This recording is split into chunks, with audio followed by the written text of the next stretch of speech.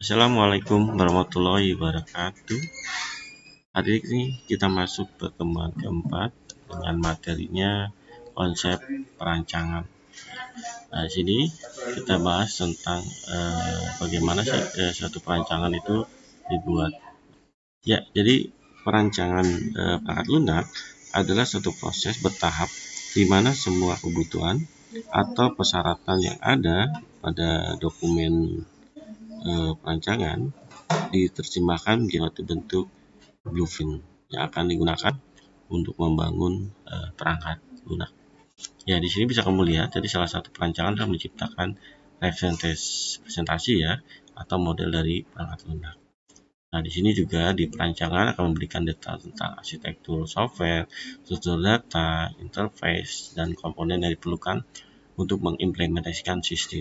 Jadi tujuan dari perancangan software adalah menghasilkan model atau representasi perangkat lunak yang diperlihatkan berdasarkan kekuatan model ya dan kenyamanan bagi user. Oke, di sini ada model perancangan, ada perancangan data atau kelas ya, artinya yang berhubungan dengan objek, konten data rinci, dan bagaimana rancangan itu lebih rinci terjadi karena setiap komponen nanti kemudian software pasti dirancang. Artinya di sini ada kelas atau data yang menjadi relasi data, rancangan, dan struktur data. Jadi kesimpulan di model perancangan yang pertama yang dirancang adalah data ya atau kelas atau atribut atau struktur datanya ya. Artinya di sini mengubah struktur kelas ya menjadi relasi kelas ya, kemudian struktur data yang diperlukan untuk mengimplikasikan struktur software ya, artinya sini kita buat struktur datanya.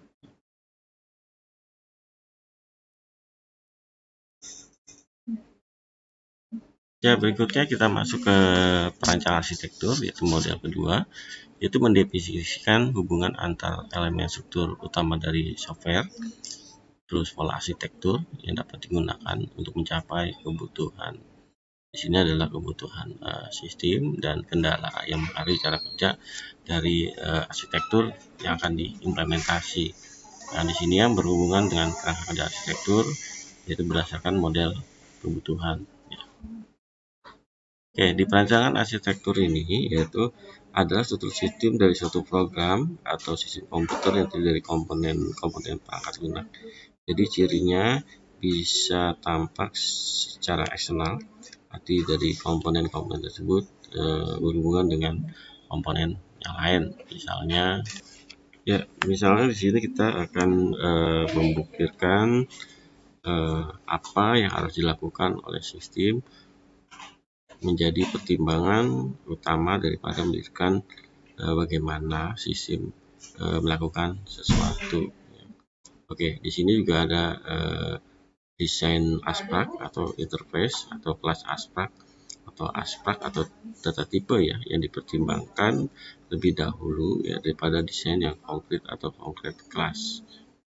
Ya, jadi arsitektur di sini menggambarkan elemen penyusun perangkat lunak ya berikut hubungan antar elemen tersebut atau bagaimana antar elemen tersebut saling berkomunikasi. Hasil dari kegiatan arsitektur ini dapat digunakan sebagai alat evaluasi oleh para pemangku kepentingan atau stakeholder ya. Oke, di sini contohnya dari arsitektur ya.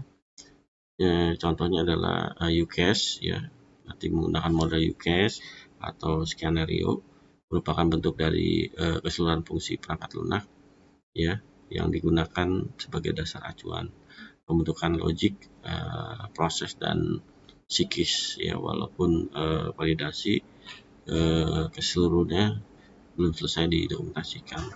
Nah, di sini juga ditampilkan logical view ya. Ikut ada process view, ada physics view, kemudian ada development view. Jadi penyusunan software dalam modul-modul beserta konektornya akan membentuk struktur software. Jadi dalam proyek pengembangan software dia akan ditemukan struktur-struktur yang mirip atau hampir sama dan dapat digunakan untuk proyek yang lain. Jadi strukturnya tadi dikenal dengan arsitektur style ya. Ya, masing-masing aset kristal nanti memiliki elemen tertentu dengan pola konektor atau aturan komunikasi antar elemen tertentu. Ya, contohnya adalah model view controller ya, MVC, artinya memiliki elemen-elemen seperti model view dan controller. Jadi bisa kita lihat contohnya nanti di bahasan berikutnya. Contohnya ada data flow, ada data center ya, situ contohnya repository atau blackboard ya. Kemudian ada hierarki, kemudian ada interaction oriented ya, model MVC. Kemudian ada distribusi contoh client server atau multi tier atau broker. Kemudian efficient asynchron communication ya. Contohnya misalnya penyimpanan pesan atau tanpa buffer ya. Oke.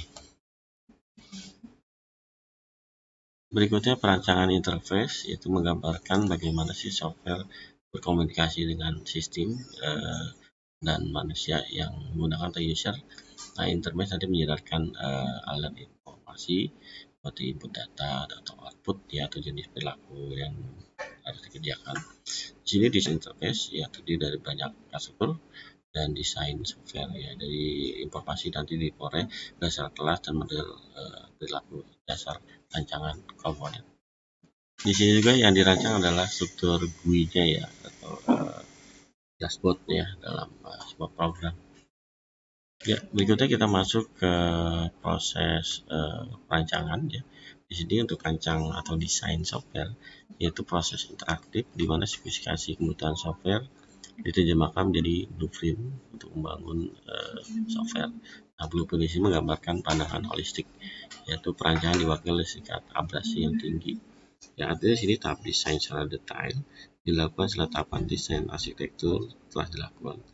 Jadi biasanya tahap ini setiap komponen nanti didefinisikan secara detail sampai tahap yang bisa diimplementasikan ke dalam program. Sebagai contoh desain MVC, yaitu tahap detail desain, nanti mendefinisikan kelas atau interface yang terlibat atau interface struktur nanti membuat sebuah fungsi elemen controller atau view dan model. Jadi kelas atau interface tersebut nantinya akan diimplementasikan dalam program yang membentuk masing-masing fungsi elemen. Jadi kegiatan di desain ini dibagi menjadi dua ya, ada desain interface dan desain komponen. Nah, kalau interface nanti menghasilkan suatu cara akses untuk berkomunikasi dengan komponen, baik di dalam komponen sendiri maupun di akses komponen lain. Ya. Artinya komponen menghasilkan desain dari proses perbaikan atau komponen yang dihasilkan dari proses sebelumnya. Ya. Oke, lanjut. Ya. Berikutnya ada 3 karakteristik umum yang berfungsi untuk mengevaluasi perancangan yang baik. Artinya di sini perancangan yang baik harus dievaluasi berdasarkan 3 metode ya, 3 karakteristik, yaitu desain software harus menerapkan sebuah spesifikasi kebutuhan secara implisit, ada model kebutuhan dan sesuai dengan stakeholder, artinya sesuai dengan user. Nah, berikutnya nanti menghasilkan produk kerja yang mudah dibaca, menghasilkan contoh buat program-program yang akan melakukan untuk software. Nah, di desain terakhir yaitu menyediakan gambaran lengkap menangani permasalahan data, fungsional dan perilaku perspektif implementasi.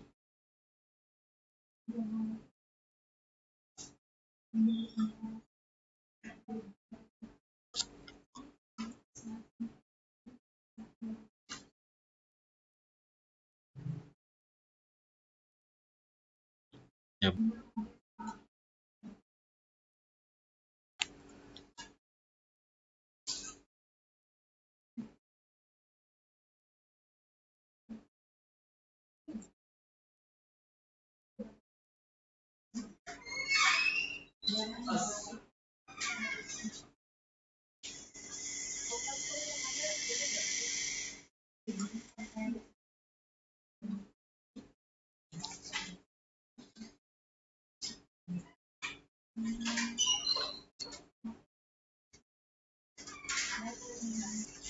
Ya, jadi sebelum kita mencari tahu cara menentukan kualitas software, kita harus mengetahui pengertian dari